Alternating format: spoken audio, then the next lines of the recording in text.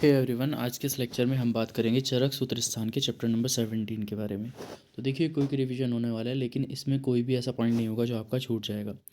तो यहाँ पे सबसे पहले मैंने चैप्टर के जो इंपॉर्टेंट पॉइंट्स हैं उनको क्वेश्चंस की फॉर्म में लिखा हुआ है, एमसीक्यूज़ की फॉर्म में, वो पढ़ेंगे। तो मनुष्य के सिर में कितने प्रकार के रोग बताए गए? तो आपके जो सिर में होने वाले रोग हैं वो 5 होते हैं: वातज, पित्तज, कफज, सन्निपातज और कृमिजन्य। ठीक है। इसी तरह हृदय में भी 5 बताए गए हैं, और वात, पित्त, कफ, इन सभी को भेद अलग अलग करके या इनका सभी का आपस में दो को मिला के द्वंद्वज या सन्निपातज में कितने टाइप के रोग बताए गए हैं? तो टोटल 62 टाइप के रोग बताए गए हैं। ठीक है।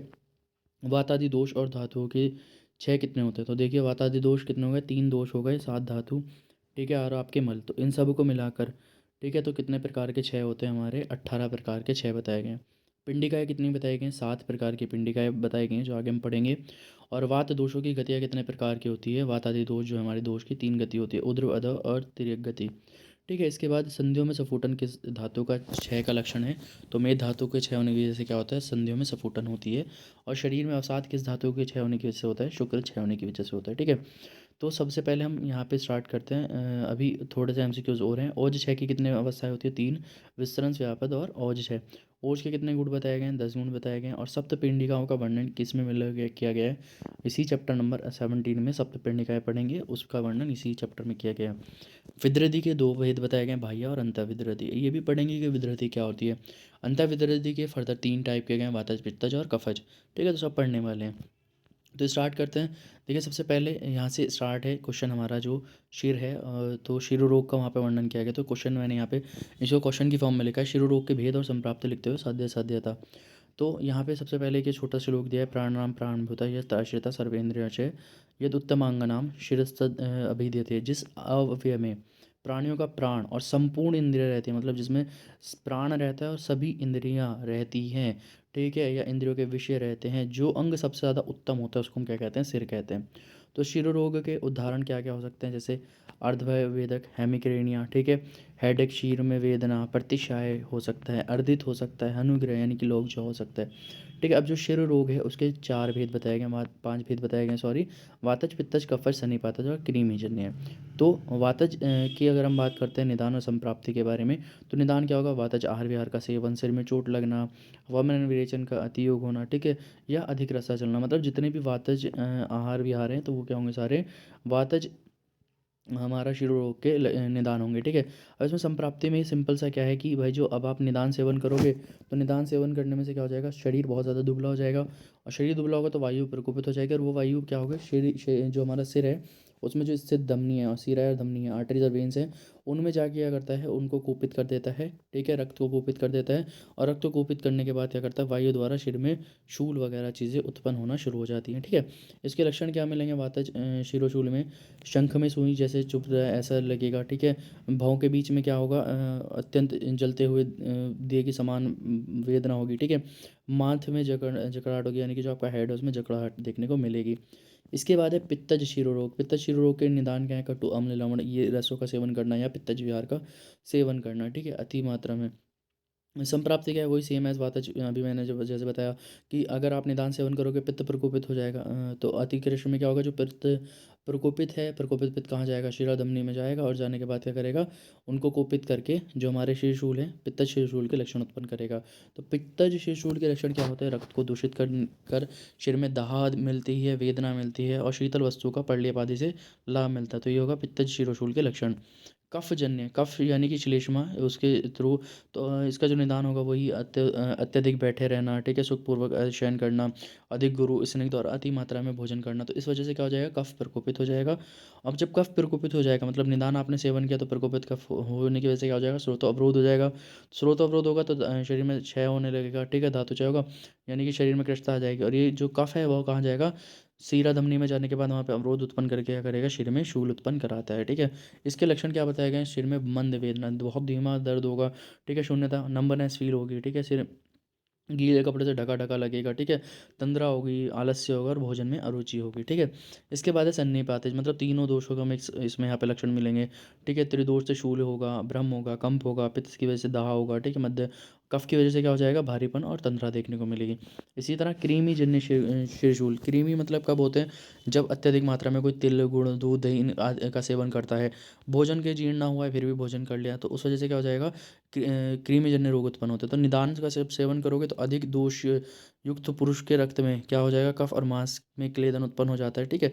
अब यही पुरुष के शरीर में जाके क्या बना देते हैं, कृमि को उत्पन्न करा देते हैं। मतलब क्या है, आपने ऐसा निदान सेवन किया जिसकी वजह से क्या होगा, दोष प्रकोपित हो गए और रक्त में जाके कफ और मांस वगैरह का आपस में संबंध हुआ और उसने क्या कर दिया, वहाँ पे कृमि का उत्पन्न किया, ठीक है।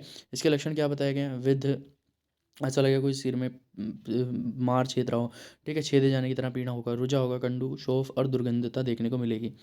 इसके बाद है, ये था हमारा किसके बारे में, हृदय रोग के बारे में, शिर रोग के बारे में। अब इसी तरह 5 प्रकार के हृदय रोग बताया गया। तो हृदय रोग की संप्राप्ति मैंने यहाँ पे क्वेश्चन की फॉर्म में लिखे हुए है, हृदय रोग की संप्राप्ति और भेद लिखते हुए लक्षण लिखिए। तो हृदय रोग कितने प्रकार के बताए गए, 5 प्रकार के, वातज, पित्तज, कफज, सन्निपातज और क्रिमिजन्य, ठीक है। तो वातज हृदय रोग क्या होगा, वही शोक, उपवास, अति व्यायाम, अल्प भोजन, ठीक है, मतलब क्या होगा, निदान सेवन। तो ये देखो शॉर्ट क्विक रिवीजन की फॉर्म में है, ठीक है। इसीलिए मैंने यहाँ पे क्या किया है कि वो तो आप निदान वगैरह सब लिख दोगे, जो मेन मेन बातें हैं वो याद करनी है, जैसे संप्राप्ति वगैरह और लक्षण वगैरह, तो वो चीज़ें मैंने यहाँ पे मेंशन की हुई हैं।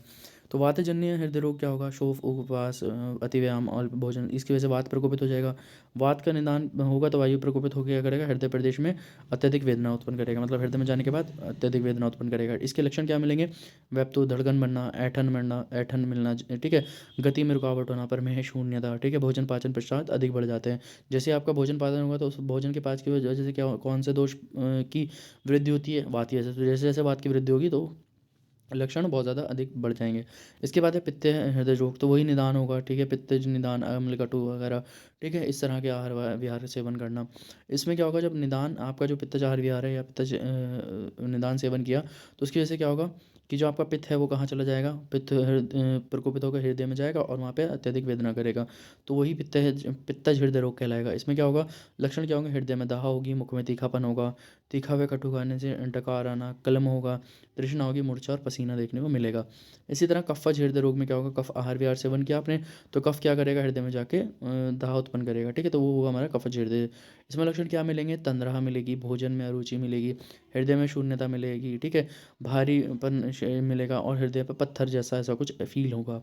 सन्निपातज में सभी दोषों के लक्षण मिलेंगे। और कृमि हृदय रोग में क्या होगा, कृमि जो जैसे भी मैंने बताया था, गुड़, दही इनका अति ज़्यादा सेवन करेगा तो उसकी वजह से, निदान सेवन की वजह से क्या होगा, जो मर्म स्वरूप हृदय है उसके एक प्रदेश में, ठीक है, एक साइड में, या तो लेफ्ट वेंट्रिकल या लेफ्ट साइड में, ठीक है, वहाँ ग्रंथि बनती है और उस ग्रंथि से क्या होता है, रक्त धातु का क्लेद उत्पन्न होता है और क्लेद उत्पन्न होने की वजह से क्या होता है, हृदय में कृमि उत्पन्न होता है। तो ध्यान रखना यहाँ पे केवल एक प्रदेश में होता है, ठीक है, और हृदय के एक प्रदेश में उत्पन्न होते ही होती है और शनै शनै धीरे धीरे, पहले ये एक प्रदेश में उत्पन्न होगी और फिर धीरे धीरे पूरे हृदय में फैल जाते हैं, ठीक है। और ये कृमि द्वारा जब कि हृदय में काटा जाता है तो ऐसा लगता है जैसे सुई की जैसी चुभने जैसी पीड़ा होती है। तो लक्षण क्या मिलेगा, जब कृमि द्वारा हृदय प्रदेश में काटे जाने से हृदय में सुई चुभने से पीड़ा मिलेगी और हृदय में खुजली मिलेगी, अत्यधिक वेदना मिलेगी और शीघ्र ही चिकित्सा करनी चाहिए। इसकी चिकित्सा शीघ्र बताई गई है। इसके बाद यहाँ पे एक छोटा सा कोटेशन है दिया हुआ था, एक साथ दोषों के सम, क्षीण और वृद्धि होने के वाले विकल्पों के लक्षण। यहाँ पे देखिए क्या क्या आ गया, प्रकृतिस्थ दोष जब अपने स्थान से हटकर दूसरे स्थान में चले जाते हैं और उससे जो विकार उत्पन्न होते हैं वह आशापकर्ष कहा जाता है। आशापकर्ष किसे कहा जाता है, जब अपने स्थान से हट के दूसरे स्थान पे दोष जाके वहाँ पे रोग उत्पन्न करते हैं उसको हम क्या कहते हैं, आशापकर्ष कहा जाता है, ठीक है। इसको ध्यान रख लेना एक छोटे से लाइन को। इसके बाद है शरीर में पित्त सम, अगर सम पित्त है, कफ क्षीण है और वात वृद्धि है तो क्या होगा, जब वात वृद्धि होगी तो कुपित वात क्या करेगी, पित्त को खींचकर अपने उसके स्थान से ले जाएगी और उस स्थान से जहाँ जहाँ चले जाएगी वहाँ वहाँ पे क्या करेगी, वो भेद करते हुए और दाह जलन का यानी कि जलन उत्पन्न करेगी, ठीक है।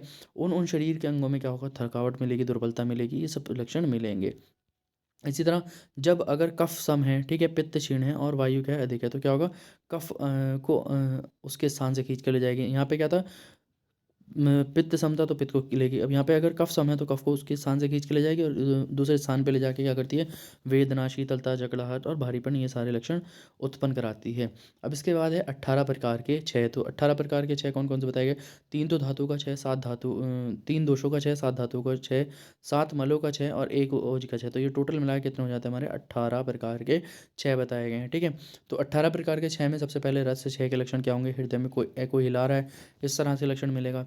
हृदय में घबराहट मिलेगी, ठीक है, खिंचावट मिलेगी, ऊंचे शब्द को सहन नहीं कर पाएगा। रक्त क्षय से क्या क्षय से क्या होगा, त्वचा में कठोर हो जाएगी, सफुटन फटी हुई मिलेगी, त्वग रुक्ष होगी, रुक्ष मिलेगा, ठीक है।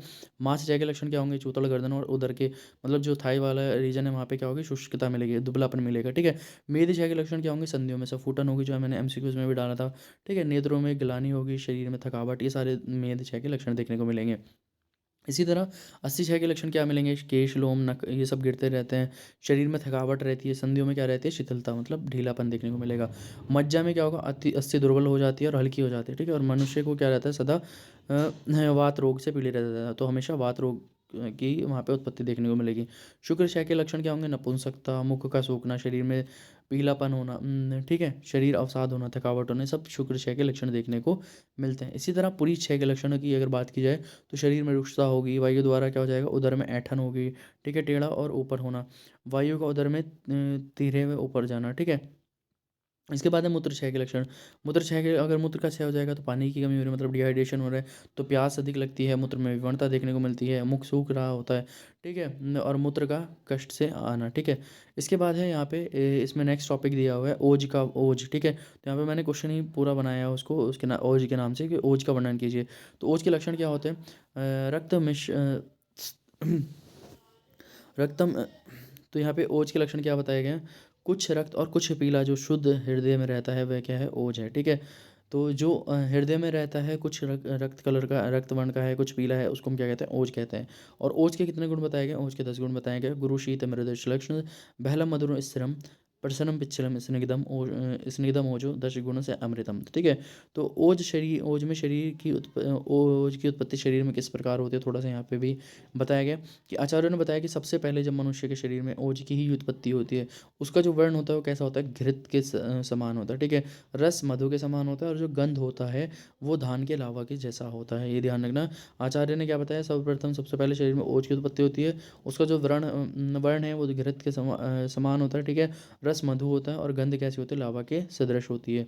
इसके बाद है ओज उत्पत्ति के उदाहरण, जिस तरह भोरे फल व फूल से रसों को एकत्रित कर मधु इकट्ठा करते रहते हैं, वैसे ही मनुष्य के शरीर में रहने वाले गुण अपने कर्मों द्वारा ओज को एकत्रित करते हैं। तो मतलब क्या कहा है, जिस तरह से भौरे, ठीक है, अलग अलग उससे लाके नेक्टर लाके प्लांट से क्या करते हैं, शहद बनाते हैं, इसी तरह क्या बताया गया है कि डिफरेंट डिफरेंट पार्ट से लाके क्या बनता है, ओज का फॉर्मेशन होता है डिफरेंट डिफरेंट धातु से।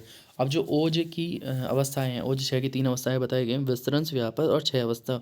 तो विस्तरंस अवस्था में क्या देखने को मिलता है, संधियों में शिथिलता, ढीलापन देखने को मिलता है, शरीर में अवसाद देखने को मिलता है, थकावट देखने को मिलती है, दोषों का अपने स्थान से च्युत होना, मतलब जो दोष है अपने स्थान को छोड़कर चले जाते हैं। व्यापक अवस्था में क्या मिलता है, शरीर में चक्राहट मिलती है, भारीपन मिलता है, शोथ मिलता है, ठीक है। वर्ण में परिवर्तन हो जाता है, गलानी मिलता है, तंद्रा मिलता है। क्षय क्या बताया गया, मूर्छा, कृष्णता, मोह, प्रलाप और मृत्यु तक देखने को मिलती है। ओज क्षय का लक्षण क्या बताया गया है, ओज के क्षय होने पर मनुष्य क्या रहता है, भयभीत रहता है, बार बार चिंता करता है, और उसकी इंद्रियां क्या रहती हैं, पीड़ित रहती हैं, और उसके शरीर का जो वर्ण है यानी कि जो कलर है वो भी बदल जाता है। इसके बाद है प्रमेह पिंडिकाओं का वर्णन, तो ये मोस्ट इंपॉर्टेंट पॉइंट है, ठीक है, मोस्ट इंपॉर्टेंट टॉपिक है। तो मधुमेह की अपेक्षा करने से मांसल प्रदेशों में, ठीक है, ये मर्म स्थानों में व संधि स्थानों में 7 प्रकार की कष्टदायक पीड़िकाएं उत्पन्न होती आती हैं। तो पिंडिकाएं कितनी बताई हैं, 7 प्रकार की पिंडिकाएं का वर्णन किया है। पहला कौन सी है, श्राविका, कच्छपिका, जालिनी, सर्पशी, अलजी, वेनता और विदृति। तो सबसे पहले हम बात करते हैं श्राविका। शराब का मतलब क्या होता है, प्याला, ठीक है, जिसमें आप चाय वगैरह पीते हो, तो उसके जैसी ही देखने में कैसी होती हैं, शराब समान होती हैं। जिन पिंडिकाओं के किनारे, जैसे प्याला का किनारा ऊंचा होता है, ठीक है, और बीच से क्या होता है, अंदर गड्ढा होता है, बीच में क्या होता है, गड्ढे के समान हो, और इनका जो वर्ण होता है वो कैसा होता है, श्याव हो और पीणा और क्लेद युक्त हो। श्याम वर्ण की होती है, पीणा देती हैं, और कैसी होती हैं, क्लेद युक्त होती हैं। उनको हम क्या कहते हैं, उन पिंडिकाओं को श्राविका कहा जाता है। इसके बाद है कच्छपिका। कच्छपिका क्या है, जिस पिंडिका के गहराई में वेदना तो, और जिसका वास्तु मूल बड़ा हो, ठीक है, वो जिसका मूल बड़ा हो और जो कहते हो गहराई में वेदना होती हो, उसको हम कहते हैं कच्छपिका। और जो सर्प, जैसे सर स्पर्श में चिकनी और देखने में कछुए की तरह हो, जैसे कछुए की पीठ होती है चिकनी और देखने ऊपर उठी हुई, इस तरह की जो पिंडिकाएँ होती हैं वो होती हैं कच्छपिका। इसके बाद है जालिनी। जालिनी क्या है, जिस प्रकार के जकराहट व सीढ़ाओं का जाल हो, जिसमें क्या मिलता हो, सीढ़ाओं का जाल मिलता हो, जिससे चिकना स्राव निकलता हो, जिससे व्रण का स्थान गहरा हो और उसमें वेदना हो, जिसमें छोटे छोटे अनेक छिद्र दिखाई दें, छोटे छोटे माइन्यूट पोर्स दिखाई देते हैं। तो इस टाइप के जो तुम्हारी तुम्हारी पिंडिकाएँ होती हैं उनको हम कहते हैं जालिनी। ठीक है, पिंडिका को समझ सकते हो एकदम ट्यूबर की फॉर्म में, ठीक है, इस तरह से, ट्यूमर की, सॉरी। इसके बाद है सर्वशेप, बहुत बड़ी ना हो और बहुत छोटी भी ना हो, और साथ में कैसी होती है, शीघ्रता से फैलने वाली होती है, वेदना अधिक होती है पिंडिका, और उसके चारों तरफ क्या होता है, सरसों के समान, जैसे चारों तरफ क्या मिलेंगे, छोटे छोटे सरसों के दाने के समान, तुम्हें वहाँ पे स्पॉट्स देखने को मिलते हैं, वो होती है हमारी सरसपी। सरसपी कहते हैं सरसों, जो तो जैसे जो सरसों के दाने के समान है, उसको हम कहते हैं सरसपी पिंडिका। इसके बाद है अलजी का लक्षण, शीघ्र फैलने वाली, जो शीघ्र फैलने वाली होती है और जिसमें जैसे आग से जलने का समान होता है, दुख होता है, उसी तरह के लक्षण देखने को मिलते हैं, उसको हम कहते हैं अलजी। इसके बाद है भिन्नता। भिन्नता क्या है, गंभीर वेदना युक्त होती है, और ये कहाँ पाई जाती है, पीठ या उदर प्रदेश में। तो जो पीठ या उदर प्रदेश में पाई जाती है, ठीक है, पिंडिका है, उसको हम क्या कहते हैं, भिन्नता कहते हैं। इसके बाद है विदृति। विदृति को कहा गया है मेनली गांठ, ठीक है, वो गांठ जो कहाँ पे पाई जाएगी, या तो बाहर पाई जाएगी या अंदर पाई जाएगी, उसको हम कहेंगे विदृति। तो अब विदृति को मेन है, विदृति को हम पढ़ते हैं, ठीक है। तो विद्युत दो प्रकार की होती है, बाह्य विद्युत और आभ्यंतर विद्युत, ठीक है। तो बाह्य विद्युत मतलब कि कहाँ, त्वचा, स्नायु और मांस में उत्पन्न होती है, और कंडराव के समान में अत्यधिक वेदना वाली होती है, ठीक है, बहुत वेदना वाली होती है। इसके बाद क्या है, आभ्यंतर विद्युत, ये कहाँ पे होती है, हृदय में, क्लोम में, यकृत में, प्लीहा में, ठीक है, जैसे हमने बताया था हृदय हृदय में, कृमि विकार में, ठीक है। तो वहाँ पे क्या हो जाती है, गांठ उत्पन्न हो जाती है, तो वो इसको आप विद्युत को ही वहाँ पे उससे कोरिलेट कर सकते हो, ठीक है। वृक्ष, नाभि, वक्षण और बस्सी प्रदेश, मतलब इंटरनल ऑर्गन्स में जो तुम्हें गांठें देखने को मिलती हैं वो होती हैं अभ्यंतर विद्युति, ठीक है। इसके बाद विद्युति का वर्णन, विद्युति यहाँ पे पूरा एक इंपॉर्टेंट टॉपिक की फॉर्म में दिया हुआ है। तो विद्युति का निरुक्ति किस तरह जो है, जब दुष्ट रक्त की अधिकता होने से वह क्या हो जाता है, शीघ्र ही विधायुक्त होता है, ठीक है। जब विधायुक्त हो जाता है तो शीघ्र ही वह क्या करता है, विधायुक्त होने से उसे क्या कहा जाता है, विद्युति कहा जाता है, मतलब रक्त का अत्यधिक दुष्ट होना, और उसके बाद क्या करना, उसका विधा उत्पन्न करना, उसी को हम क्या कहते हैं, विद्युति कहते हैं। अब इस विद्युति के दो भेद बताए गए हैं, एक है बाह्य विद्युति और एक है अंतःविद्युति। बाह्य विद्युति एक ही प्रकार में है, लेकिन अंतःविद्युति को तीन प्रकार में क्लासिफाई किया गया, वातज, पित्तज और कफज। तो अभी बताया बाह्य विद्युति मतलब जो गांठें बाहर वाले ऑर्गन्स पे मिल रही हैं, ठीक है, त्वचा वगैरह में मिल रही हैं, उसको हम कह रहे हैं बाह्य विद्युति, और जो अंतर वाले ऑर्गन्स पे मिल रही हैं उसको हम क्या कह रहे हैं, अंतः विद्युति।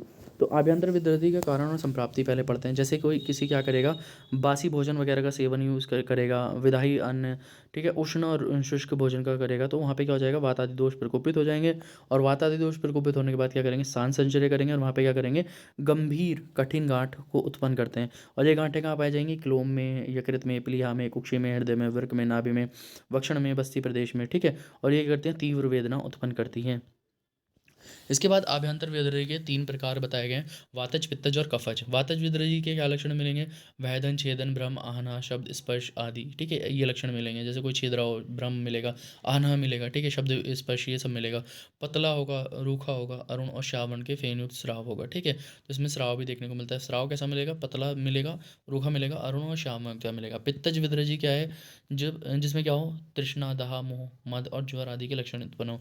ये कैसे मिलेगी, तिल, उड़द और कुल्थी को आज समान स्राव देखने को मिलेगा यहाँ पे, ठीक है। इसके बाद है कफज विद्युति। कफज विद्युति क्या होगा, जम्भाई, जी मचलाना, अरुचि, शरीर में जकड़ाहट, श्वेत, गाढ़ा, चिपचिपा और अधिक मात्रा में स्राव देखने को मिलता है। इसके बाद है पच्यमान विद्युति के लक्षण। पच्यमान विद्युति मतलब जो पाक को विद्युति बहुत ज़्यादा, ठीक है, बहुत ज़्यादा वो वहाँ पे ऐसे लक्षण उत्पन्न करती है जो जैसे अस्त्र शस्त्र से भेदा जा रहा है, ठीक है, जब बिच्छू के काटने जैसा लक्षण उत्पन्न करती है, तो उसको हम कहते हैं पचयमान विद्युति। जब मतलब ये जो है विद्युति है जो पाक प्राप्त मतलब जिसका पाचन हो चुका है, वो विद्युति क्या होगा, विद्युति में शस्त्र अस्त्र से भेदने करने की तरह पीड़ा उत्पन्न होती है, ठीक है। और ऐसा होगा जैसे बिच्छू के काटने से या जलते हुए अंगारे से जलने के समान पीड़ा देखने को मिलती है। विद्युति के स्राव मतलब विद्युतीय सिक्रेशन कहाँ कहाँ मिलेगा, नाभि के ऊपर अगर विद्युति फूट जाती है तो स्राव कहाँ से निकलेगा, मुख से निकलेगा।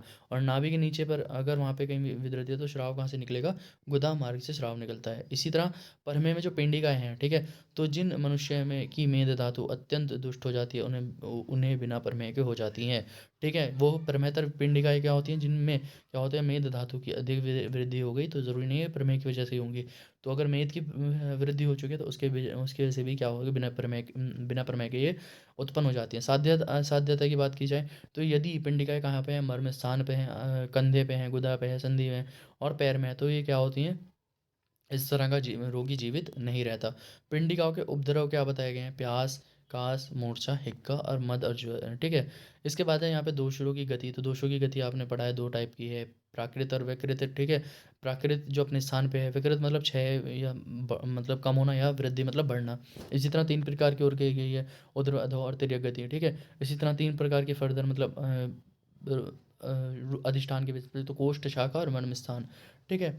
सुश्रुत अनुसार दोषों की गति, ठीक है, तुमने पढ़ा होगा। सुश्रुत ने वात, पित्त, कफ और दोषों को कहाँ से रिलेट किया था?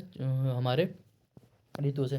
तो वात में क्या होता है? वात की संचय कब होता है? ग्रीष्म में, प्रकोप वर्षा में, और प्रशमन होता है शरद में। इसी तरह पित्त का संचय होता है वर्षा में, प्रकोप शरद में, और प्रशमन हेमंत हेमंत में, ठीक है। कफ का बताया गया हेमंत और वसंत और ग्रीष्म में, ठीक है। तो हेमंत में संचय होता है कफ का, प्रकोप होता है वसंत में, और यहाँ पे प्रशमन होता है ग्रीष्म में। लेकिन यहाँ पे कफ का जो संचय है वो हमारे वाग्भट ने कौन सा बताया? शिशिर ऋतु में, ठीक है। तो यहाँ पे लेकिन सुश्रुत ने हेमंत किया है। तो ये पूरा चैप्टर यहाँ पे हमने कवर कर लिया। नोट्स मैंने डिस्क्रिप्शन बॉक्स में लिंक डाला हुआ है, आप वहाँ से जाकर डाउनलोड कर सकते हो। ये था आज का हमारा लेक्चर। आई होप आपको पसंद आया होगा। मिलता है नेक्स्ट वीडियो में। Thank you.